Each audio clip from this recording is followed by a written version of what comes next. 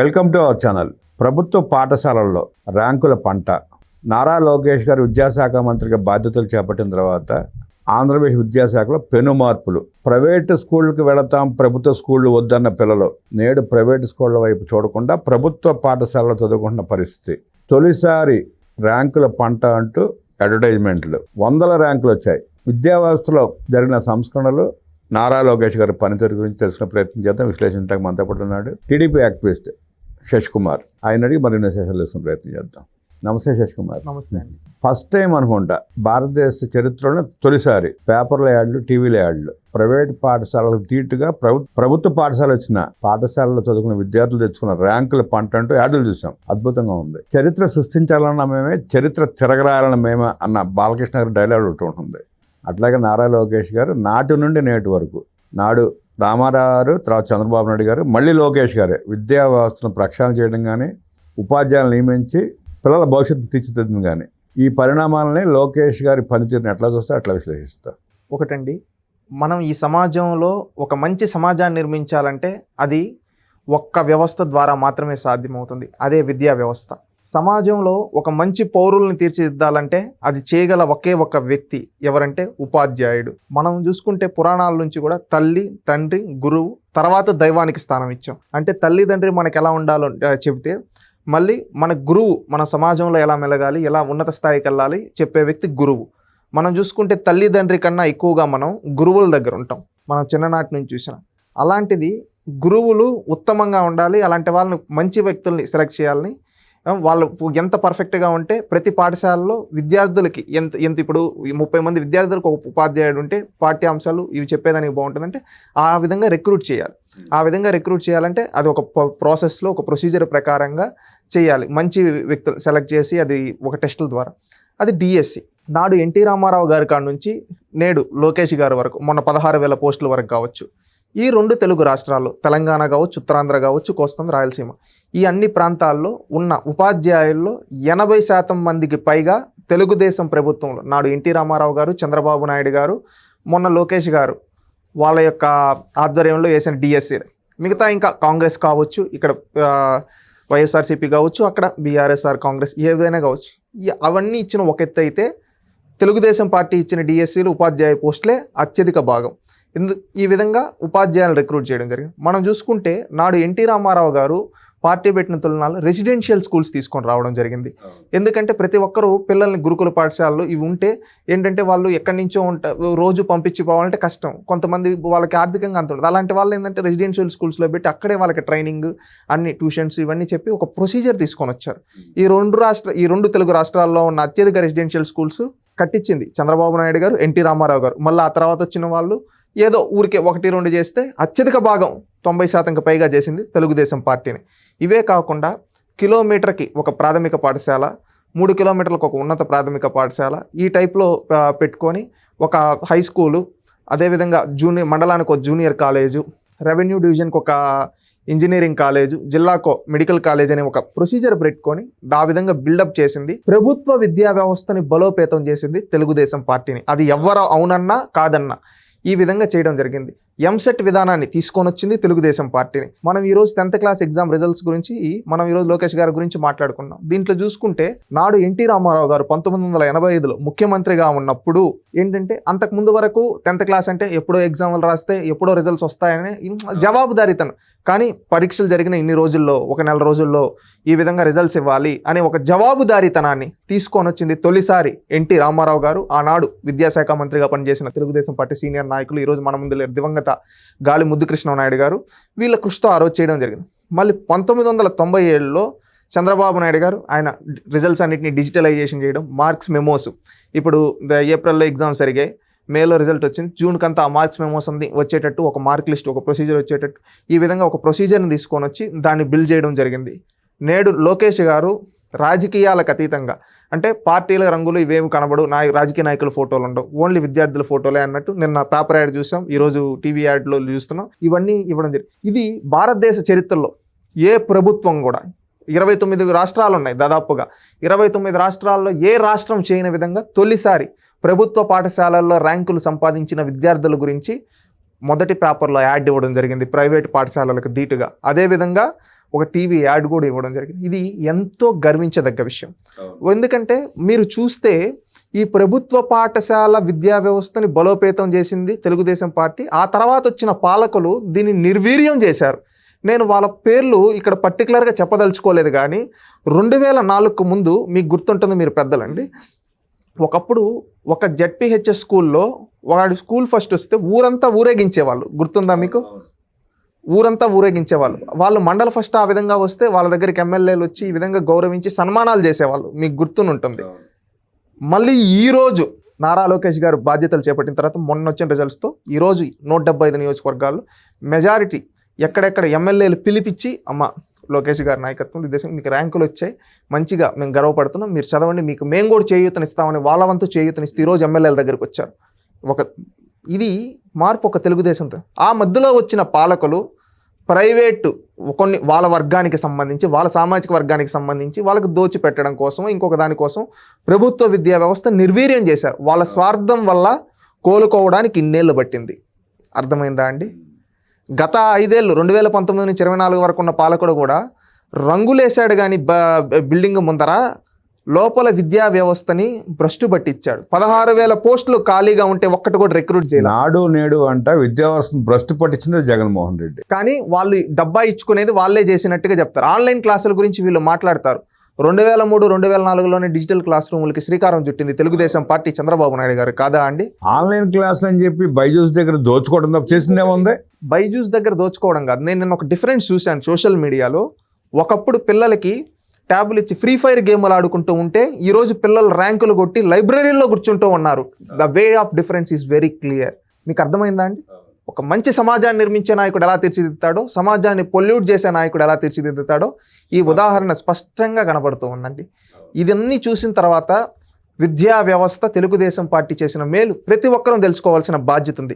ఇదే విధంగా విద్యా వ్యవస్థను భ్రష్టు పట్టించిన వ్యక్తులను కూడా మనం గుర్తుపెట్టుకోవాలి.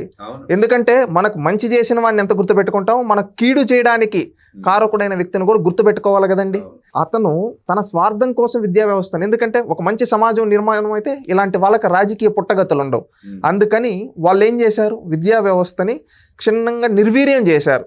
ఈరోజు మళ్ళీ లోకేష్ గారు ఒక పట్టుదలతో, నేను గర్వంగా చెప్పుకుంటానండి, ఈరోజు కూడా నేను విద్యా వ్యవస్థలో వచ్చే మార్పులు చూస్తే, నేను చిన్నప్పుడు ఉన్నప్పుడు ఇంత డెవలప్ అయిన ఉంటే నేను కూడా ఒక ప్రభుత్వ పాఠశాలలో చదువుకుంటానేమో అనిపించింది. ఎందుకంటే ఈరోజు మనబడి అని ఒక మ్యాగజైన్ ఇస్తారండి ప్రతి వారం, సమగ్ర శిక్షా అభియాన్ వాళ్ళు, ఆంధ్రప్రదేశ్ ప్రభుత్వం యొక్క సౌజన్యంతో. అది చూసినప్పుడు ఆ మనబడి దాంట్లో నేను మొన్న తెలిసిన ఒక సీనియర్ జర్నలిస్ట్ షేర్ చేస్తే చూడమంటే నేను చూస్తే దాంట్లో నీతి కథలు ఉన్నాయి. అదేవిధంగా పిల్లలకి పోటీ పరీక్షల గురించి వీటి గురించి ఎలా ప్రిపేర్ అవ్వాలి, మళ్ళీ అదేవిధంగా వాళ్ళకి సంబంధించి చిన్న చిన్న గేమ్స్, అంటే మనం ఊర్లలో చిన్నప్పుడు చాలా గేమ్స్ ఉండేటువంటి మేము వచ్చిన తర్వాత క్రికెట్, ఫుట్బాల్, వాలీబాల్ ఇవి రెండు, అలా కాకుండా చిన్న చిన్న గేమ్స్ అండి చాలా ఉన్నాయి. అవన్నీ లిస్ట్ అవుట్ చేసి అవి ఎలా ఆడాలి, ఆ ఆటలో వాడడం వల్ల దాంట్లో స్పోర్టివ్ స్పిరిట్ ఎలా ఉంటుంది, అవన్నీ మెన్షన్ చేశారు. ఇప్పుడు ఒక ఇంటర్నేషనల్ గేమ్స్ వాలీబాల్ తీసుకుంటే అది ఎక్కడ పుట్టింది, దీన్ని ఎలా ఆడాలి, దీనివల్ల స్ఫూర్తి అంటే ఎలా ఈ స్పోర్ట్ ఆడడం వల్ల ఎలాంటి స్ఫూర్తి పొందొచ్చు అని ఇవన్నీ క్లారిటీగా మెన్షన్ చేసి దీంట్లో వచ్చే మార్పుల గురించి వీటన్ని పెడితే ఎంత బాగున్నాయి ఈ మ్యాగజైన్స్. లైబ్రరీస్ గురించి ఇప్పుడు ప్రతి స్కూల్లో లైబ్రరీ పెట్టాలని, కథల బుక్లు ఏంటంటే ఒక స్టోరీస్ ఇప్పుడు మన మొబైల్ ఏంటంటే చూడగలుగుతామండి, అది ఒక టైప్ ఆఫ్ జస్ట్ ఆడున్నది అదే ఒక స్టోరీ మనం చదువుతూ ఉంటే దాన్ని ఊహించుకొని మనలో ఒక క్రియేటివ్నెస్ అనేది ఇవన్నీ రావడం జరుగుతుంది. స్టోరీ పిల్లల్ని చదవమంటారు. ఆ విధంగా మళ్ళీ సోషల్ మీడియా వద్దంటూ ఉన్నారు. Yes, correct decision. ఎందుకంటే ఇది చిన్నప్పుడు ప్రతి ఒక్కరు ఇప్పుడు ఫోన్లో పెట్టుకుంటే అది మిస్యూజ్ అయితే వాళ్ళ మైండ్ చిన్నప్పుడు పొల్యూట్ అయిపోతే వాళ్ళు రేపు ఎదుగుదలలో వాళ్ళకి ఏది మంచో ఏది చెడో తెలుసుకోలేరు. అదే సోషల్ మీడియా లేకుండా ఓన్లీ ఇలాంటి స్టోరీ బుక్స్, నీతి కథలు, ఒక విలువలతో కూడిన విద్య ఇలాంటి జరిగితే ఇప్పుడు చాగంటి కోటేశ్వరరావు గారు లాంటి వాళ్ళని సలహాదారులుగా పెట్టి వాళ్ళ ద్వారా ఒక నీతి వాక్యాలు ఇవన్నీ చెప్తూ ఉంటే ఏంటంటే వాళ్ళు చిన్నప్పటి నుంచి ఒక మంచి మార్గంలో వెళ్తారు. ఒక మంచి మార్గంలో వెళ్తే వాళ్ళు రేపు పైకి వెళ్ళే వాళ్ళ జీవన క్రమంలో కూడా ఉన్నత స్థానం వెళ్తారు. మీరు చూసుకుంటే ఒక మాక్ అసెంబ్లీ పెట్టారు. దాంట్లో ఆ మాక్ అసెంబ్లీ పెట్టడం కోసం ప్రతి స్కూల్లో కాంపిటీషన్స్, ఎస్ఐ రైటింగ్ కావచ్చు, ఎలక్యూషన్ కాంపిటీ ఇవన్నీ పెట్టి దాంట్లో బెస్ట్ ఉన్న వాళ్ళని తీసుకొని వచ్చి ఇక్కడ కూర్చోబెట్టడం కావచ్చు, వాళ్ళని సన్మానించడం. అదే రాష్ట్రంలో ఉండే విద్యార్థులకు అందరికీ రాజకీయాల పట్ల ఒక సామాజిక అవగాహన కల్పించడం, చట్టాలు ఎలా చేయబడతాయని వాళ్ళందరికీ అవగాహన కల్పించడం.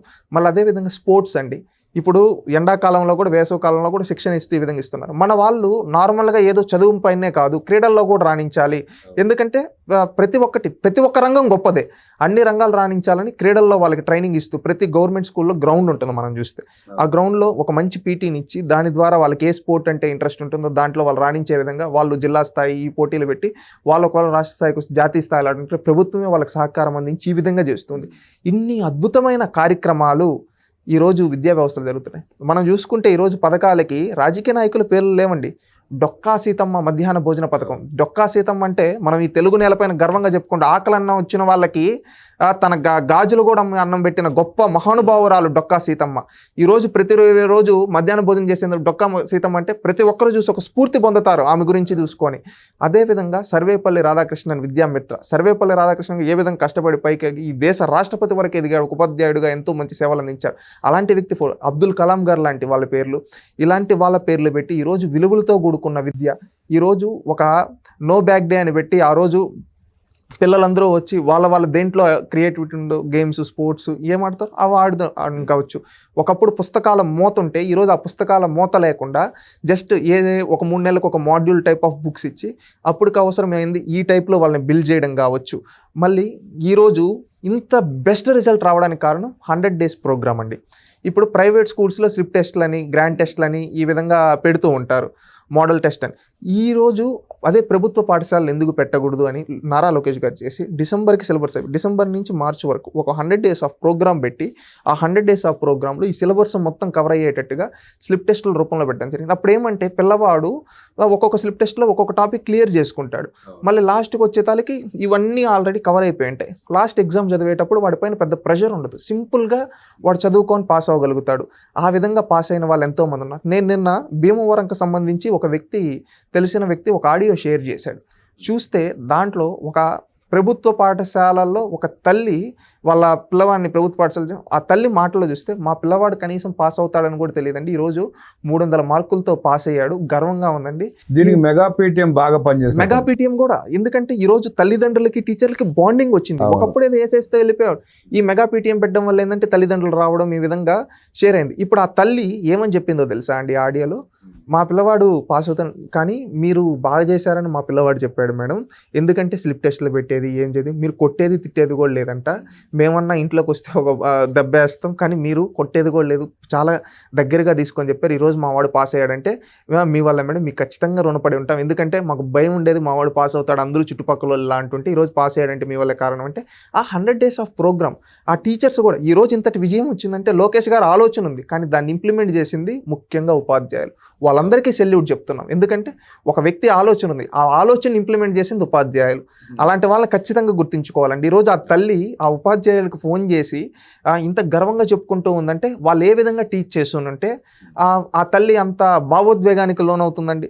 ఇది మనందరం గుర్తు చేసుకోవాలి. ఈరోజు ప్రభుత్వ పాఠశాలలో 16,000 పోస్టులు ఫిల్ చేయడం అనేది ఒక మేజర్ మార్క్. చంద్రబాబు నాయుడు గారు గత సంవత్సరం ముందు చెప్పారు డిఎస్సి పెడతాం, ఈ అకాడమిక్ ఇయర్ స్టార్ట్ అయ్యే లోపల పెడతామన్నా. దాని రిజల్ట్స్ ఈరోజు చూస్తూ ఉన్నామండి. ఒకప్పుడు ప్రభుత్వ పాఠశాలల్లో 60% కూడా లేని పాస్ పర్సంటేజ్ ఈరోజు 85% పైన వచ్చింది. ఈరోజు ఫెయిల్ అయిన స్టూడెంట్స్ ఉన్న స్కూల్స్ ఎన్నంటే రాష్ట్రం మొత్తం మీద 5 ప్రభుత్వ పాఠశాలలు. ప్రైవేట్లో 12-15 ఉంటే గవర్నమెంట్లో కేవలం 5 అంటే ప్రైవేట్ కన్నా ధీటుగా ఈరోజు ప్రభుత్వ పాఠశాలలు బిల్డ్ అయ్యాయి. దీని వెనకాల లోకేష్ గారి కృషి ఉంది. ఈరోజు ఈ మోడల్ ఆఫ్ ఎడ్యుకేషన్ అనేది రేపు దేశానికి ఆదర్శంగా నిలవబోతుందని నేను గర్వంగా చెప్తున్నానండి. ఎందుకంటే ఒక ఆంధ్ర పౌరుడిగా ఈ రాష్ట్రంలో నా రాష్ట్రంలో ప్రభుత్వ విద్యా వ్యవస్థ ఇంత బలోపేతం అవ్వడానికి గర్వం. ఎప్పుడు అంటూ ఉంటారు మనం సినిమాల్లో డైలాగులు చాలామంది సొసైటీలో చెప్తూ ఉంటారు, ప్రభుత్వం నుంచి విద్యా వైద్యం ఉచితంగా ఇస్తే చాలు అని. ఈరోజు విద్య ఆంధ్రప్రదేశ్ రాష్ట్రంలో ఉచితంగా ఇస్తున్నాం. ఈరోజు ప్రభుత్వం ఉచితంగా పిల్లలకి క్వాలిటీ ఆఫ్ ఎడ్యుకేషన్ ఇస్తుంది. మీకు దమ్ముంటే మీ పిల్లల్ని ప్రభుత్వ పాఠశాలలో జాయిన్ చేయండి అని ఛాలెంజ్ చేస్తున్నాం. ఇప్పుడు ప్రజెంట్ చదువుతున్న పిల్లలే వాళ్ళే బ్రాండ్ అంబాసిడర్ తయారై మా స్కూల్లో చేరమని చెప్పి కూడా ప్రచారం చేస్తున్నారు. అది లోకేష్ గారు ఏదైనా క్రియేటివ్గా చేస్తూ ఉంటారు లోకేష్ అన్న. ఇప్పుడు ఏంటంటే ఆ పిల్లలు కూడా ఇవన్నీ ఈ ఎఫర్ట్స్ చూసి బ్రాండ్ అంబాసిడర్స్గా ప్రమోట్. నేను మొన్న ఒక వీడియో చూసామండి, అది లోకేష్ అన్న కూడా తన ట్విట్టర్ హ్యాండిల్లో పోస్ట్ చేయడం జరిగింది. నేను ఫస్ట్ టైం చూసి నార్మల్ కొంతమందికి షేర్ చేశాను, అది ఆయన హ్యాండిల్లో కూడా పోస్ట్ చేయడం జరిగింది. ఆ వీడియోలో చూస్తే వాళ్ళు అక్కడున్న టీచర్ స్టూడెంట్స్ నిజంగా వాళ్ళకి సెల్యూట్ కొట్టచ్చు. ఎందుకంటే రాష్ట్రంలో ఎంత మంచి విద్యార్థులు ఉన్నారు, వాళ్ళే బ్రాండ్ అంబాసిడర్స్. మా దగ్గర మంచి యూనిఫామ్ ఇస్తున్నారు, 3 పూట్ల భోజనం పెడుతూ ఉన్నారు, మా క్వాలిఫైడ్ టీచర్స్ ఉన్నారు, మాకు లైబ్రరీ ఉంది, మాకు స్పోర్ట్స్ ఆడుకో గ్రౌండ్ ఉంది, మాకు ట్రైనింగ్ ఇస్తూ ఉన్నారు, ఈ టైపు మాకు నో బ్యాక్ డౌన్, ఇవన్నీ చెప్పడం అనేది ఒక బ్రాండ్ ప్రమోషన్. ఇది ఏ ప్రైవేట్ స్కూల్లో ఏ కార్పొరేట్ స్కూల్లో చేపిరండి. అందుకే నేను ఈ రాష్ట్రంలో ఉండే ప్రతి ఒక్కరినంటే ప్రభుత్వం ఉచిత విద్య అందిస్తూ ఉంది ప్రతి ఒక్కరికి. ఈరోజు మనం సమాజంలో చాలామంది ఇన్ఫ్లుయెన్సర్లు వీళ్ళంతా మాటలు చెప్తారు కదా, వాళ్ళందరికీ మీకు అందరికీ ఒక ఓపెన్ ఛాలెంజ్. ప్రభుత్వం ఉచిత విద్య ఇస్తుంది, క్వాలిటీ ఎడ్యుకేషన్ ఇస్తూ ఉంది, క్వాలిటీ ఎఫర్ట్స్ పెట్టి ఈరోజు అన్ని క్వాలిటీ బెస్ట్ క్వాలిటీ ఇస్తుంది. మీకు దమ్ముంటే ఆంధ్రప్రదేశ్ ప్రభుత్వ పాఠశాలలో పిల్లల్ని జాయిన్ చేయండి, మీరు ప్రమోట్ చేయండి. ఎందుకంటే ఇది మనందరి బాధ్యత, మనందరం కలిసి సమిష్టిగా చేసుకోవాలి. ఈరోజు ప్రభుత్వం ఉచిత విద్య అందిస్తూ ఉంది. కేజీ టు పీజీ అన్నారు, ఈరోజు ఫస్ట్ నుంచి 10th క్లాస్ వరకు ఎఫెక్టివ్ ఆఫ్ ఇంటర్మీడియట్ కూడా మధ్యాహ్న భోజనం పెట్టి ఇది ఎఫెక్టివ్గా ఇస్తున్నారు. ఇంకా పీజీ యూజీ ఆల్రెడీ యూనివర్సిటీస్లో స్కాలర్షిప్స్ పైన వీటిపైన ఫీజు రియంబర్స్మెంట్ వీటిపైన రన్ అవుతున్నాయి. ఈరోజు ప్రభుత్వం ఉచిత విద్య అందిస్తూ ఉంది. మీరు ప్రైవేట్ స్కూల్లో కాకుండా ప్రభుత్వ పాఠశాలలో జాయిన్ చేయండి. Open challenge. ప్రతి ఒక్కరూ ఇది క్యాంపెయిన్స్ తీసుకున్నాం. ఎందుకు తీసుకున్నాం? లోకేష్ గారే అంటున్నారు ప్రతి ఒక్కరు ప్రభుత్వ పాఠశాలలో జాయిన్ చేయండి, నా పైన బాధ్యత ఉంది, నేను మోడల్ ఆఫ్ ఎడ్యుకేషన్గా తీర్చిద్దా. ఆయన ఛాలెంజ్ చేసి ధైర్యంగా చెప్పాడు. ఆయనకు అండగా నిలబడుతూ ఆయన సమర్థిస్తూ ప్రతి ఒక్కరు మన వంతుగా మన చుట్టుపక్కల ఉండే వాళ్ళని ప్రభుత్వ పాఠశాలలో జాయిన్ చేయమని మనందరం క్యాంపెయిన్ చేద్దాం. ఎందుకంటే మనం నో అడ్మిషన్ బోర్డ్స్ ఏదైతే కలందో లోకేష్ గారిది last time already majority of స్కూల్స్లో పెట్టి ఈసారి 100% నో అడ్మిషన్ బోర్డ్స్ చూడాలని మేము కోరుకుంటున్నాం. రేపు రానున్న రోజుల్లో ఏంటంటే లోకేష్ గారి పైన కూడా ఇంకా బాధ్యత పెరగబోతూ ఉంది. ఎందుకంటే అందరూ ప్రభుత్వ పాఠశాలలో వస్తారు. మనం ఇంకా మోడల్ ఆఫ్ స్కూల్స్ బిల్డ్ చేయాల్సిన రెస్పాన్సిబిలిటీ కూడా ఉంది. ఇప్పుడు వరకు బడ్జెట్లో ఈ ఇన్ఫ్రాస్ట్రక్చర్ వీటిపైన పెట్టాం. రేపటి నుంచి వచ్చే సంవత్సరం ఆర్థిక బడ్జెట్లో ఖచ్చితంగా స్కూల్స్ పెంచడానికి కూడా బడ్జెట్ ప్రవేశపెట్టాలని ఇప్పటి నుంచే మేము తప్పేలా లేదు, ఖచ్చితంగా పరిశీలించుకొని ఇప్పటి నుంచే దానికి తగ్గట్టు ప్రిపేర్ అవుతామని కూడా తెలియజేస్తున్నాను అండి. జగన్మోహన్ రెడ్డి పరిపాలనలో ఉపాధ్యాయుల్ని బ్రాందీ షాపుల దగ్గర క్యూ లైన్లు మెయింటైన్ చేయడానికి నిలబెడితే నారా లోకేష్ విద్యాశాఖ మంత్రిగా బాధ్యతలు స్వీకరించిన తర్వాత విద్యార్థుల చేత ర్యాంకులు కొట్టిస్తూ నారా లోకేష్ 100 days ప్రోగ్రామ్ని, అలాగే కూటమి ప్రభుత్వం వచ్చిన తర్వాత విద్యాశాఖలో వచ్చిన పెను మార్పుల్ని, ప్రభుత్వ పాఠశాలల్లో జరుగుతున్న తీరుని మనకి అనేక విషయాలు తెలియజేసిన శశికుమార్కి అభినందనలు తెలియజేస్తూ నమస్కారం.